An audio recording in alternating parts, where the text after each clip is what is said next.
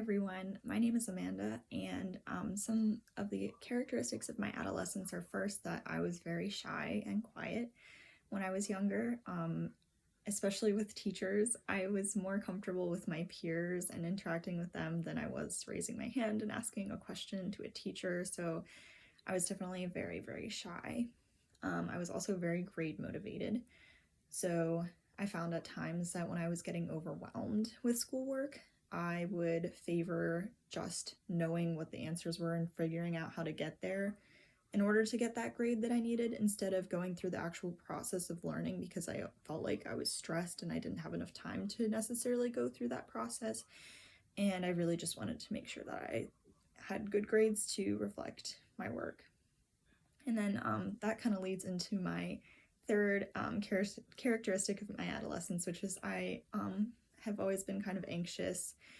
And whenever the book talked about the situation with Trisha and how she had very good grades, but a possibility as to why that might be was because she was very motivated by her anxiety, really struck with me because I felt like I could really relate to that because I think that was definitely my situation in school at many times.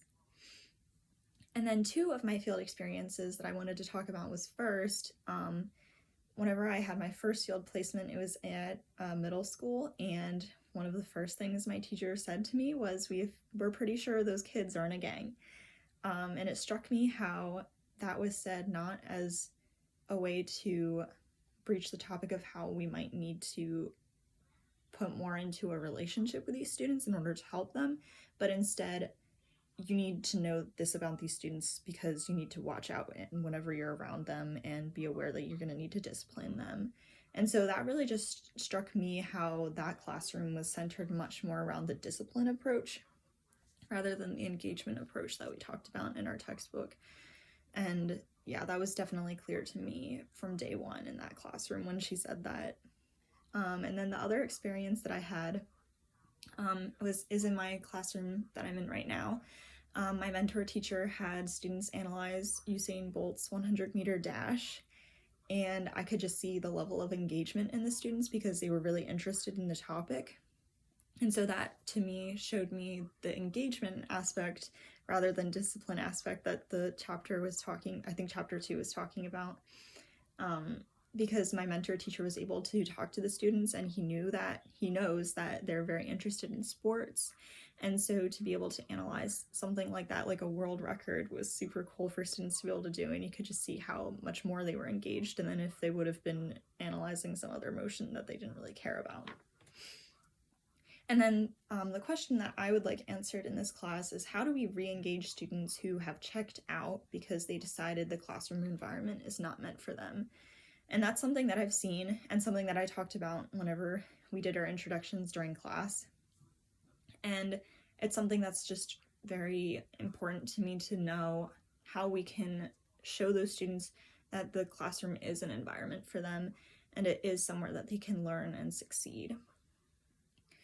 So that kind of leads into my question 1 for whenever you said explain why you think teachers should use cultural responsiveness as a foundation for classroom management. So to me, whenever you have a culturally responsive classroom, you're considering the backgrounds of every single student and considering them and how you structure your class, how you present information. And so it's not just somewhere that white middle-class families' children can succeed. It's a place where a range of students from cultural backgrounds can succeed. And so that's important to have in classroom management because that facilitates engagement for every single student.